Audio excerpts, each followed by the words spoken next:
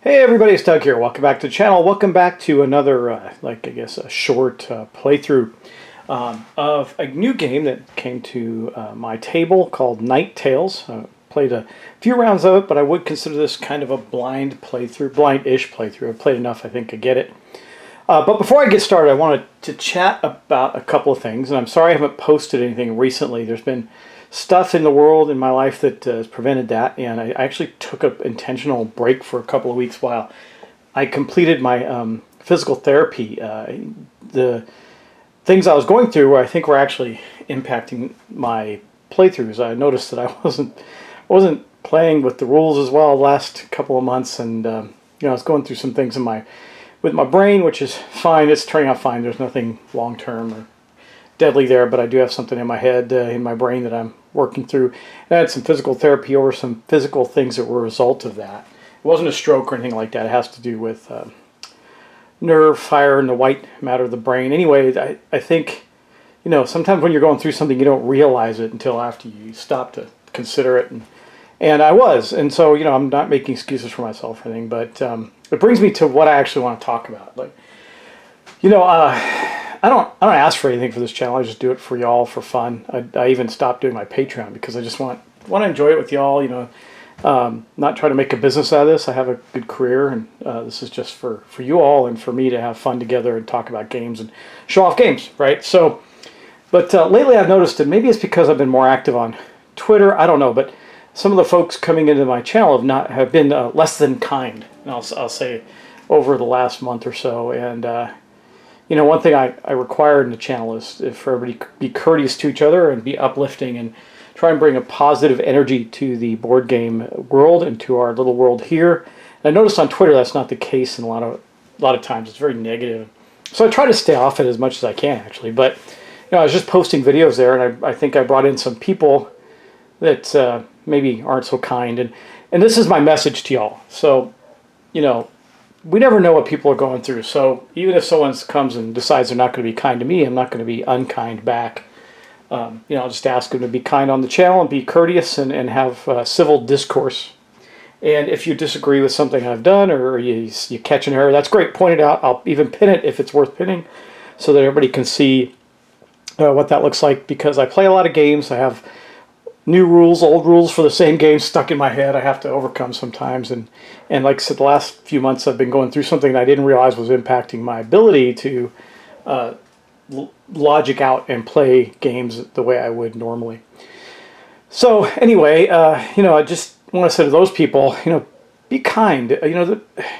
I'm not, again, I don't need your empathy or sympathy. I just don't. But you don't know what people are going through. So if they come in there rude to me on my channel, I just kind of say, hey, don't be rude, leave it at that. I don't come back at them because I don't know what they're going through. They might be going through a tough time that has nothing to do with me, but they decided to take it out of me. And I'll tell you this too, if you're upset about somebody making an error on a video in a game, don't watch them, because everybody does. And by the way, I love these folks. I'm not calling them out, but I was watching one of Rahdo's. Now, Rahdo, he's blessed with somebody that comes in and make sure they point out all the errors and corrections. But if you didn't have that someone, there'd be plenty. And that's just the way it is. When you're filming games on video, you're going to make mistakes, and you can't always catch them all or edit them all out.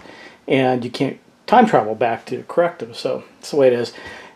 But what I want to say on that is, we're playing games. We're not curing cancer or, finding our way to the stars or something that's, creating perpetual energy for the world or feeding the hungry. We're not doing that. We're playing games. So if you come into any channel and you get frustrated with the people that are doing that and showing you the games, okay, but man, it just doesn't seem like it's worth your energy. So I think you should just go in and be kind to everybody and just be nice.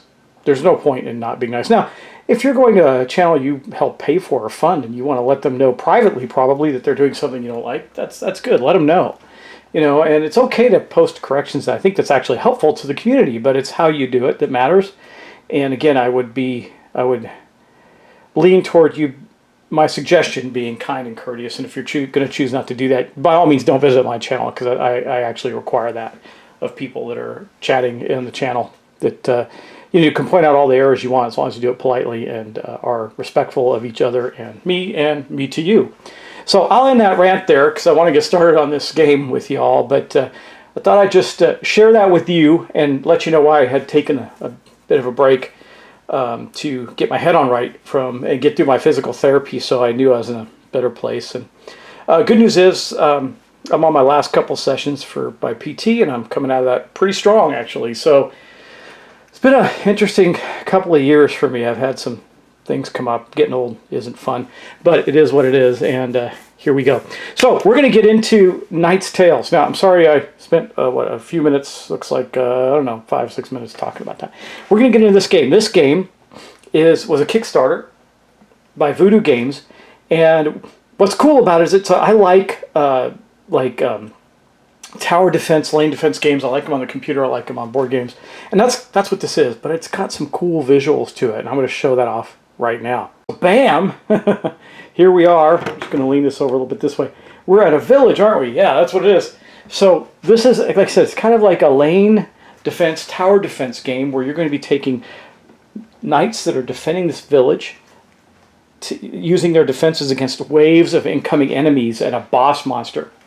You're going to survive that through 3 rounds, and at the end of those 3 rounds, if you have succeeded, then you win. If you get overrun, and then you lose.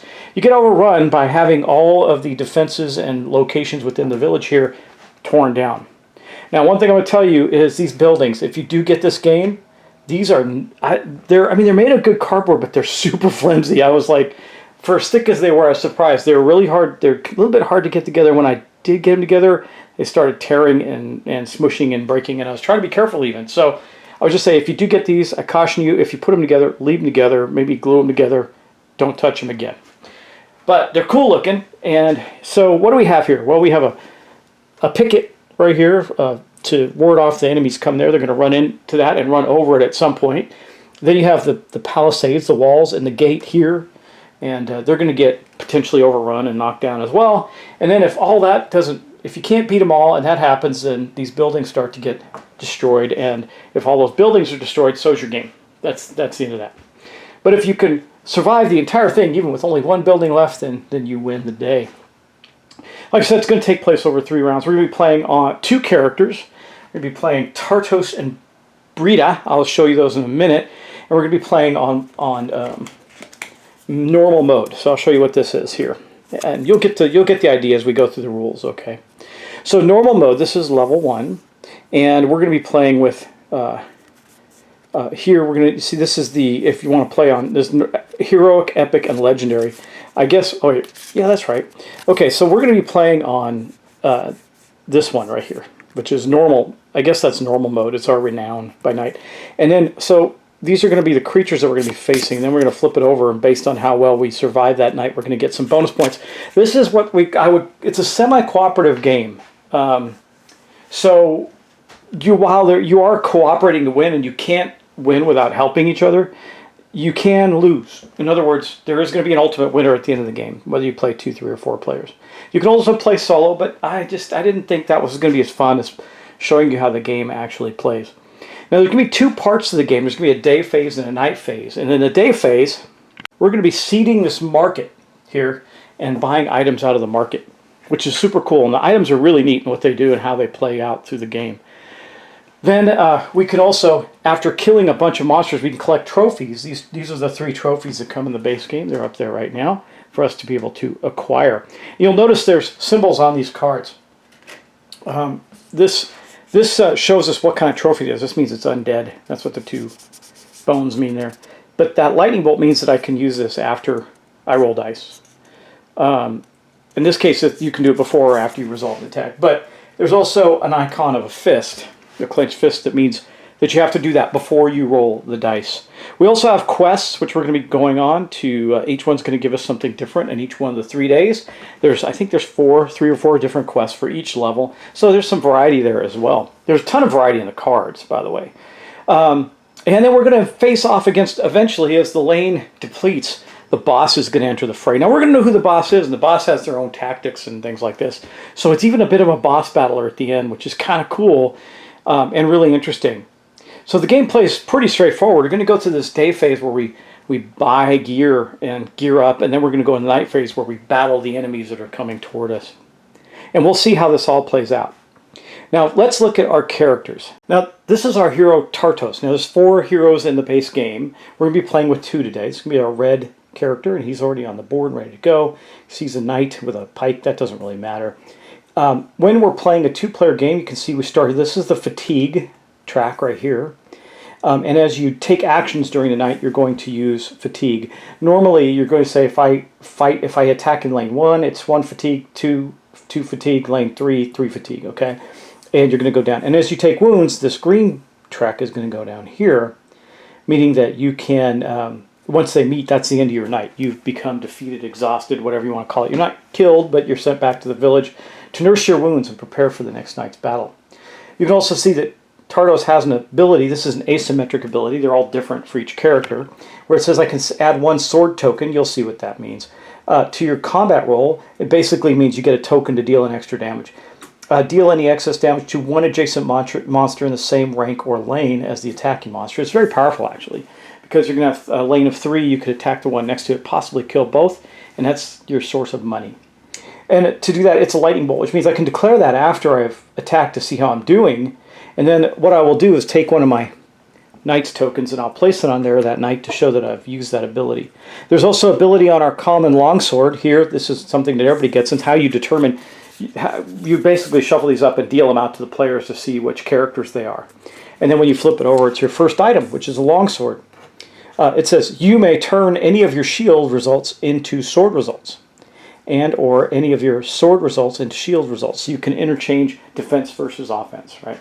That's Tartos. Now, this track up here is going to be, I'm going to remember it, Wrath, rather.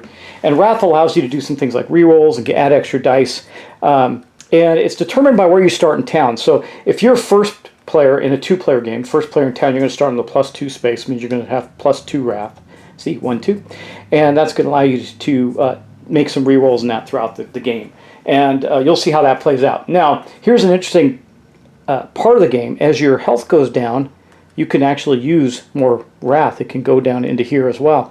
However, as your health goes down, you're going to see you've got green, then yellow, then red. If you get down to red, you're going to score the fewest points at the end, so you got to balance this out carefully. So that is Tartos, and that's basically how a character works. And here is Brita. Brita is, as you can see, is another knight with a big heavy mace. Again, doesn't really matter. You all start with the same stuff. Her unique ability is to discard 1 monster die showing any sword result and add 1 sword token to your combat roll. And so that means you're basically going to take one of their hits away and give yourself one of your own, which means you could do some more damage. Also has the longsword. Longsword's the same for everybody. It doesn't do anything different. And she, again, starts here with these. Now, she starts at the +3 space because she's going to be the second character. And that's going to matter as you come in and out of the game. So the person in the first position in the 2-player game, that's going to be +2 or +3, is going to be the first one to be able to buy from the market. That's why they get slightly more Wrath, right? And as you return to town, you're going to return to those positions. So the first person knocked out is going to go to the first position, which in this case would be the 3rd position in a 2-player game, and get +2 Wrath, and then be able to buy from the market first, but have 1 point less Wrath, one less reroll, basically, than the other player. Kind of a balancing act. And as you can see, depending on how many players you have, it's going to change. It's interesting that a single player, if you're playing solo, they don't have quite as much fatigue, but they have some other things that can be done in the game, and allies and stuff like that. So there's some parts setup that we have to do next. So we're going to do that, and I'm going to show you how to set up the market board, and then also show you how to set up the enemy board. So the first thing that we're going to do is handle our day phase. Let's just tidy this up a little bit so it's easier to see. And we're going to populate the day phase board, which is our items to acquire. The day phase board the cards have this back right here, so you know them all. Give them a quick little shuffle. And I already did shuffle them, but we're going to give it just a quick shuffle and a cut. And we'll start to dish them out. Now, in the first round, they're all going to be face up, but we're playing on medium difficulty. So that means as we buy them, more cards will come out, but they'll be face down. We won't be able to see them until the next day phase. So let's start here. I'll show you a couple of them just to show you how they work.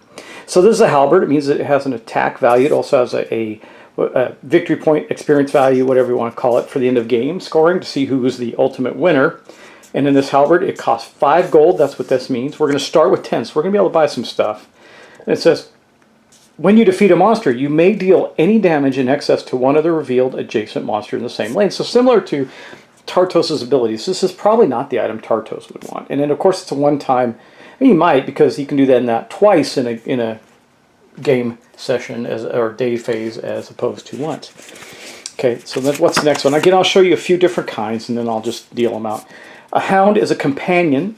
Again, it gives us 1 victory point, experience point, costs 4. It can be used once and says discard any monster die. That's pretty good because monster dice, if we discard them, you can do that afterwards too, so you can even know what it is before you discard it, which is cool. Next up, we have the golden horseshoe. Not as expensive, it's 3 gold. Reroll any of your night dice once. So again, that's once per night phase. So that's how that works. I'm going to give it another cut so we can get a good random. Here's a seer. So she's 3 gold. It says discard the current combat roll immediately. Perform another attack against this monster or one in the same rank for free. That's pretty good to get a free attack. I think she's going to be purchased at 3 gold. That's not bad. And then what's next? A warhorse. Now this one, the fist symbol that I told you about, means that you have to choose to activate this before you make your attack. The warhorse is 5 coins, and it says when attacking, reduce your fatigue cost by 1 and discard 1 black monster die before the combat roll. So what that means is, like I said, if you're attacking lane 1, it's 1 fatigue, lane 2, 2 fatigue, lane 3, 3 fatigue. So you could ride the warhorse into the 3rd lane and only pay 2 fatigue for it, and get rid of 1 of the monster dice. Pretty good. Okay, what else we got for that board? The Knight's Cross. Again, that's you can use it at any time. Here's 4 gold. Use any knight ability, including exhausted abilities, and play without exhausting it. So that means we could use like our cool ability that we have, not exhaust it, and use it again at that night, instead exhausting the Knight's Cross. That's a pretty good item too. Okay, what else we got? We got the Tower Shield. This is a good one. Again, it has to be used before we roll our attack. A non-boss monster you attack must replace all its red monster dice with black monster dice. That will become evident. The red dice are obviously the tougher of the dice for the monsters. So, Dark Pendant, 4 gold. It's any immediate use. After defeating a monster, move your Wrath token back 1 space for each damage you dealt in excess. That means we get to get more Wrath, which is rerolls and stuff. Very good. And the last but not least for this round is the Shadow Brooch, 5 gold. Your single sword results can only be canceled by shield results on a monster die. Okay, well, I don't know if that's that helpful, because that's usually what cancels them. But I mean, it might be some other abilities, like monster abilities, in that can cancel them. So we don't prepare the monster deck yet, because that happens in the night phase. But in the day phase, the first thing that's going to happen is we're going to start to buy some stuff. Now, I do have 10 gold. You know, you can see here, I didn't put them all out, but these are the gold tokens that come with the game. Normally, if you bought it retail, but the Kickstarter version came with these really nice metal coins, which we will be using for this playthrough. So I'm going to get 10 out for each of them. Do that off camera. Okay, because Tartos is in the first position, which is position 3 in a 2-player game, and again, in a 2-player game they get 10 coins, and if there's 3 players they get 8. That's some of the balancing mechanics, right? We're going to purchase some things, and I think that we're going to start. I really like that Seer's ability. I also like the cross. I don't like the halberd as much for Tartos. I don't think that's that valuable, but I don't know. I'm super tempted to get the Warhorse. It gives us some versatility in the back row, which could be useful. When attacking, reduce your fatigue cost by 1 and discard 1 black monster die. I think we're going to do that. So for his first item, he's going to buy a Warhorse, so he's riding around on his Warhorse, and that's going to cost him 5 of his 10 gold. Boom. And then we're going to take another card, but we're not going to look at it. We're just going to place it down in the market. And then it goes over to Brita. I think I kind of like... Now, Brita, another good one is the shield right here. Non-boss monster you attack must replace all its red monster dice with black monster dice. That's really pretty powerful. But I do like this one. Discard the current combat roll immediately. Perform another attack against this monster or one other one for free. Maybe not. I don't know. There's so many good things. The Hound is good too. Discard any one random monster die. It's only 4 or 2. It would give us some more purchasing power. And also this one that says I can use an unexhausted bill. I think we're going to buy this. It's going to be 4 for Brita. She's going to get the Knight's Cross. It's going to cost her 4. It gives her a little more purchasing power, maybe the next night or something like that. Then we're going to go back to Tartos. Now, as soon as they're done, they're going to head out to the outside the village and prepare to defend it. So we're going to take another card. We're going to place it here. Okay. I believe now we can stop at any time. We got 4 gold. Is there something? He's got the Warhorse. Does he want an item? I can't get this. This is off limits. The Dark Pendant. After defeating a monster, move your Wrath token. That's pretty good. I think he's going to buy the Hound. He's going to be the ally master. So he's going to buy the Hound. Discard any one monster die. That's pretty good. That's going to cost his remaining gold. So that's all he's got. He's got a Warhorse and a Hound to help him in his battles. The Hound rides alongside his Warhorse and helps him defeat enemies. It's pretty good. But there's no more allies to get. However, there is a reroll. Of course, Brita has a reroll too, right? Discard 1 monster die. No, she doesn't. But reroll any of your Knight dice once. That's worth 3. I think we're going to buy that one for her. She's got the Holy Cross, the Knight's Cross, and the Golden Horseshoe. That's going to leave her with 2 gold going into the next night. So that might be a big advantage for her. And that is going to be, and I'll just run you through this, the day phase. Now, we didn't do this part because we started. Well, refresh, remove your quest tokens. We don't have to do that because it's the first day phase. Reveal a new quest card. We don't do that yet. We're going to do that now, actually. Well, we would have done it, so we'll do it now. It's not a big deal when you do it. It might help you decide on some items maybe later, so we'll be careful about that. Refresh the market. We did all that. Turn all face-down cards up. In the next round, we will do that. Purchase our cards, then enter the battlefield. So Tartos finished first. That means he's going to enter the battlefield in the first position. And Brita is going to enter the battlefield in the second position, which may matter later on. Doesn't matter right now too much. And then it's end of the day phase. After all players have passed, the day phase ends. Okay, let's take a look at our first quest. So there's 4 quest cards. We'll shuffle them up for day 1. Let's see what that looks like. So our first day quest is going to be defeat a monster in the 2nd or 3rd rank. Ooh, that's right for Tartos to get first place in that with his Warhorse ability, right? And if we're the first player to do that, we get 5. Second player gets 3. There won't be a third because there's only 2 players. And that is going to be our quest for this turn. Now we're going to go to the night phase. And tensions run high as the knights have now exited the village and are standing before the palisades to defend the village from an attack. And here's what happened with the night phase. We're going to set up the battlefield and create a monster deck. Place cards into the battlefield, reveal the first rank of monsters, and set up the boss. We're going to do that right now. Now, how does that look? Well, first off, we're going to look at this card. So we're going to play on Epic. So we're going to have 2. Actually, we should play on normal, right? But we'll play on Epic. We'll see. If I get my you-know-what handed to me, then I do. Okay, that's going to mean 7 normal monsters and 2, you see the big spikes there, 2 elite monsters are going to be in this night phase. How do I know the difference? Well, I don't know the difference from the backs, but I do from the fronts. So all the normal monsters are separated by one. They have 1 skull or 1 dice through the skull, and the epic monsters are tougher than that. So we're going to draw out 7 of those. 1, 2, 3, 4, 5, 6, and 7. And then we pull out the elite monsters. That's these big bad guys. We're going to put 2 of those in our deck. Could do 8 and 1 and not get myself killed in the first round. That would be pretty good, huh? No, but I think we're going to do epic. We already decided, so let's do it. Okay, shuffle this up. Do another cut. 1 hand. We'll cut it again for 2. This is going to be our deck of monsters that go out on the board. So we're going to shuffle those up, and we're going to get them out right now. And then we're going to reveal our boss that we're going to be fighting this night phase. We're going to fight 3 different bosses. So we'll start with the first rank. It's a warrior. Let's talk about the monsters now. Victory points, level of monster, the dice that they use, so black and red dice. Whenever a monster in this rank, including this warrior, resolves at least 1 shield result on the dice, add 1 sword token to their combat roll. That means they're going to do more damage when they're defending. He's pretty tough that way. The next one in the front rank is going to be a zombie. If any of its monster dice shows a shield result, the zombie adds 1 additional shield token. So he's hard to kill. He's not tough, but he's hard to kill. He gets a red and 2 black dice when we fight. And then last but not least in the front row is going to be a wrath. Wraith rather. And this says lane effect, move to the back. That's important. When attacking the Wraith and all monsters in lower ranks in this lane, knights may not spend Wrath. So this guy is going to go back here, and we're going to reveal another one for the front. Oh, it's one of our big bad ones, our Ogre. He is 1 red, 3 black, lane defense. Move to the back. Oh, that's going to be interesting. Whenever the Ogre moves to the first rank from the second, deal 1 damage to this lane.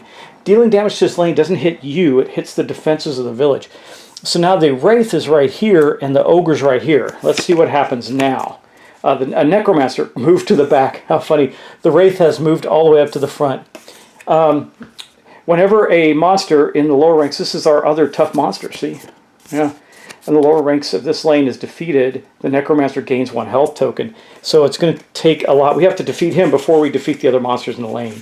And then these ones will go upside down. The reason these are all showing is because they all had to move to the back. So they start in the front, and then they move to the back. Now, here's the next thing we're going to do. We put coins on all their health right here. And I'll do that for everyone. And that's how, when you do wounds, you remove the coin and you get to keep it. It's the bounty on the monster. Okay, there we have that. The first knight is set up. And that weird lane, God, that's so terrible. My luck, I tell you. Well, I think we're going for that Necromancer in the back lane first. And I think Tardos is going to try and take it out with his Warhorse. We'll leave the Wraith for a while because then the Ogre will do lane defense. We'll have to go after the Ogre before we go after the Wraith.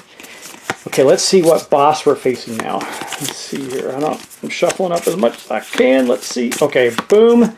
We're getting the War Chief. Okay, so the War Chief has 5 health, which is what you normally see. Now, here's the cool thing with this.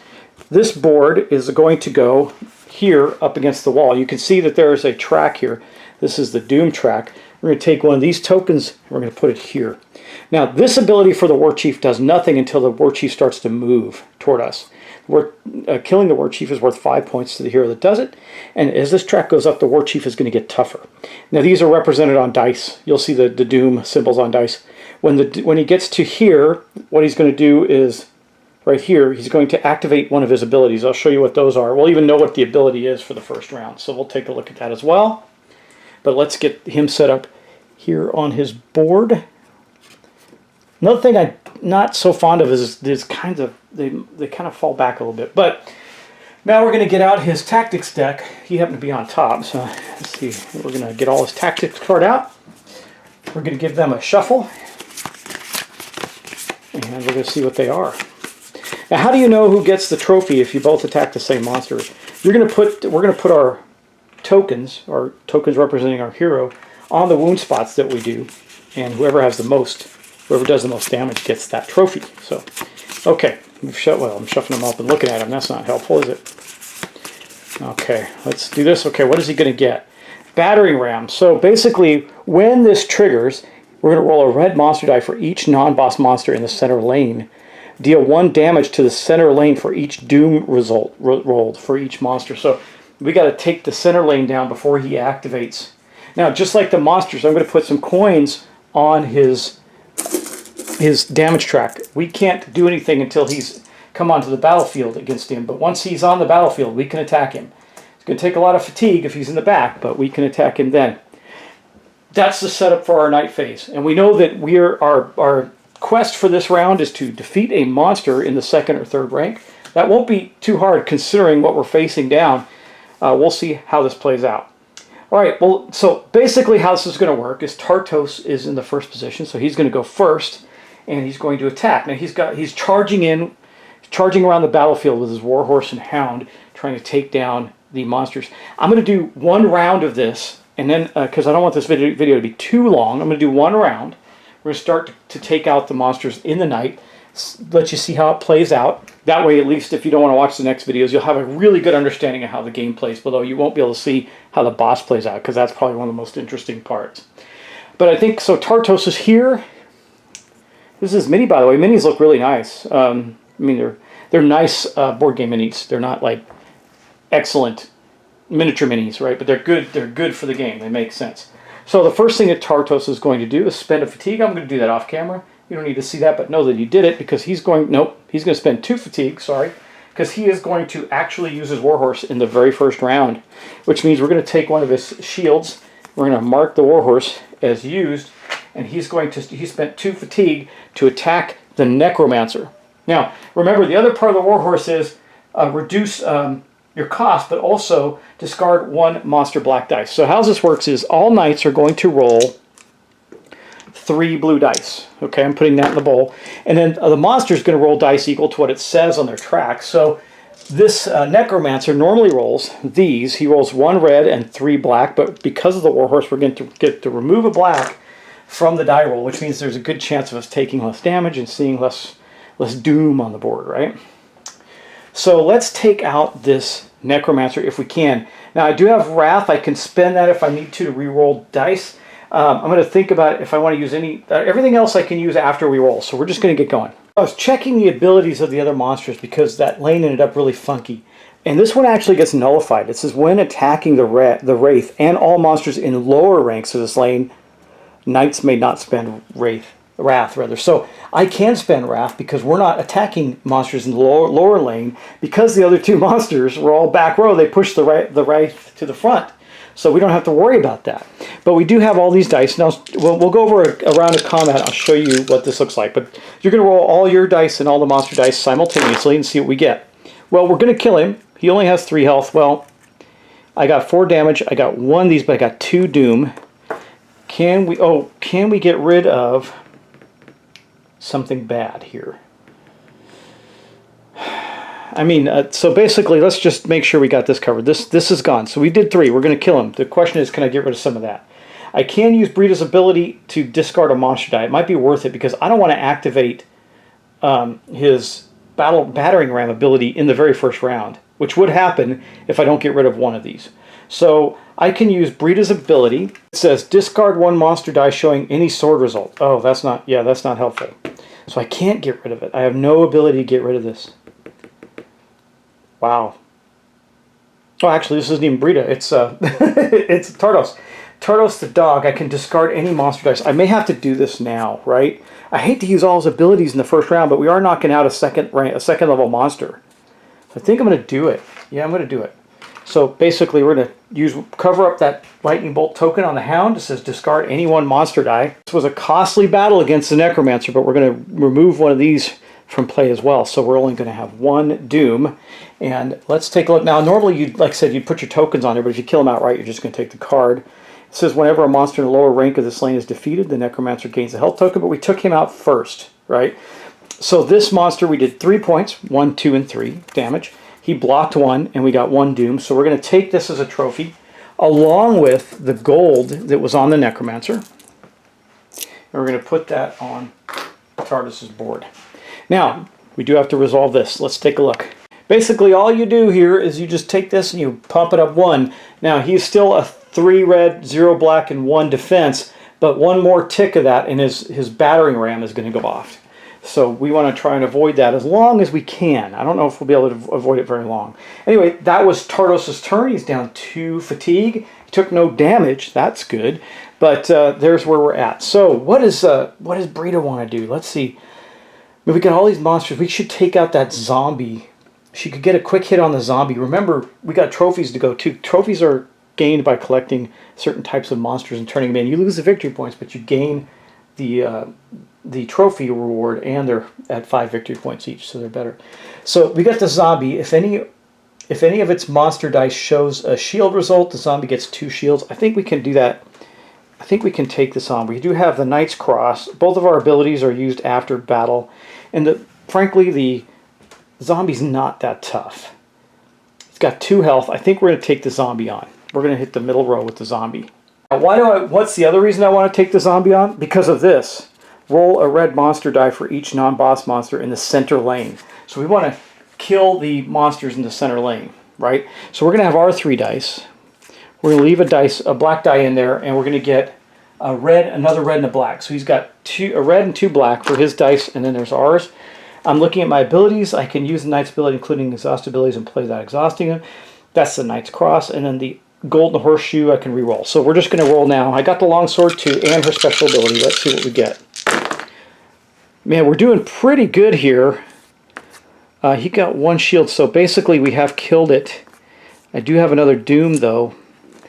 And we blocked the 1 damage it did. So we're not going to take any damage. We've only spent 1 fatigue so far. We need 1 fatigue to attack the middle lane, but we are going to trigger the battering ram after we kill the zombie.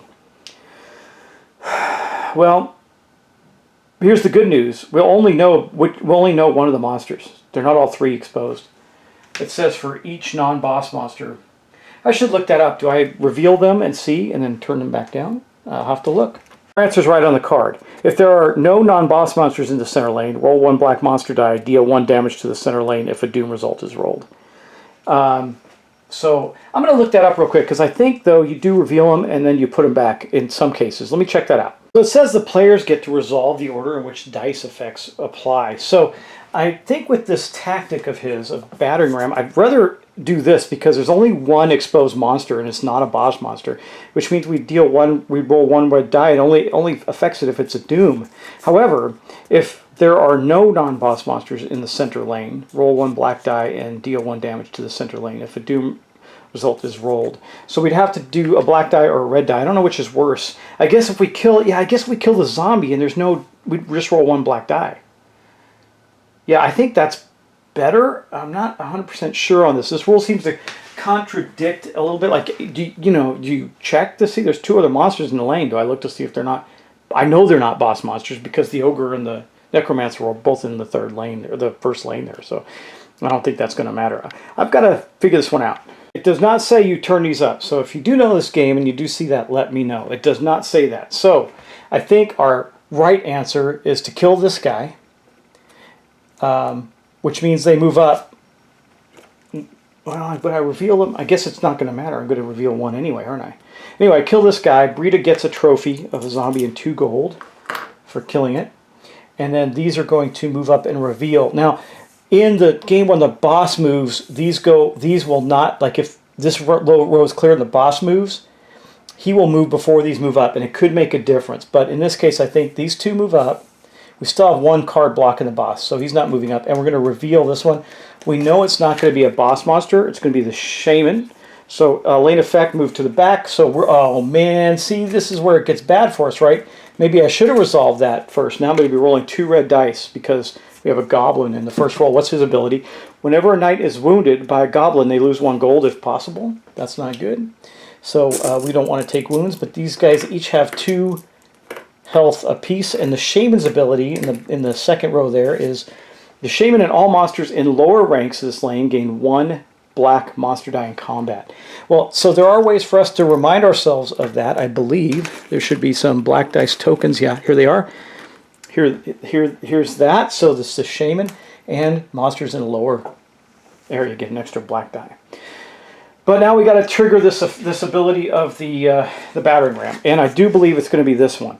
Roll a red monster die for each non-boss monster. So we're going to roll 2, and if we roll 2 doom, then our center lane is going to take damage. Let's check that out. Okay, let's hope.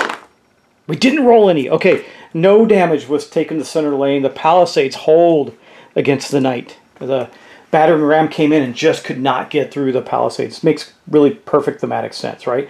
We had the shaman and the goblin pushing that battering ram forward, and it just couldn't break through. So we're safe for the moment. And that is going to mark the end of Brita's turn. I could activate. I didn't activate any of her abilities, so we're good there. We still have plenty. All her abilities are live, whereas Tartos has used 2 of them already. And however, I do need to do something before we move on to our next round of turns. Tartos did in fact get the 1st place marker on here. Now. It's not too late for Brita. She's going to have to attack. It's a 2nd or 3rd rank, so she's going to have to attack a 2nd rank monster. We'll see where that lands. Right now, the only 2nd rank monster is the ogre and the shaman. The shaman's not too tough, but he does have an extra black die right now. It's 3 black dice. Okay, so next, the other thing we're going to do is we're going to get rid of this. This goes at the bottom of the tactics deck for the boss, and he's going to reveal another one. So his next one's going to be charge. Deal damage to each lane containing at least 1 orc monster. Right now, that is 2 lanes. 3 lanes. Yuck. 3 lanes, y'all. There is the orc warrior, the shaman, and the ogre are all considered orc monsters. if I'm not mistaken. Yes, they are. They all have the exact same symbol. So that is not good for us. We need to do some killing before the war chief triggers his ability again. And he has done so. He's basically got 2 turns before that triggers, and I need to make sure the Doom Track is in the right place. His stats haven't gone up yet. They will on the next run when he gets another Doom, but so far they haven't gone up. So far our defenses have held. We're going to end this video right here. I'm going to come back to it and continue our playthrough, but you can see how this game runs. Now at this point we're still doing our night phase. We have to clear this thing before we can go back to the day phase. We have to defeat everybody, including the boss. And the war chief hasn't even started to march on us yet. So it's going to be interesting to see what happens when he decides to enter the battle and starts to attack us. Now once he does, we can attack him back. And we will. So unfortunately for Tardos, the only ability he has left is his personal ability. And that's it. And his longsword. He's got that too. But his 2 main abilities that he acquired from the Warhorse and the Hound have been used. So he's not in as strong a position going forward as Brita is, even though he had a really standout first turn killing the Necromancer. So we'll see how this plays out. I'll see you in the next video. Take care. I don't think I made any mistakes. I just had a question mark on revealing the monsters, but I think I did it right with that battering ram. It's kind of a confusing thing the way it's written. We'll see. Anyway, take care. I'll talk to you in the next episode. Bye-bye.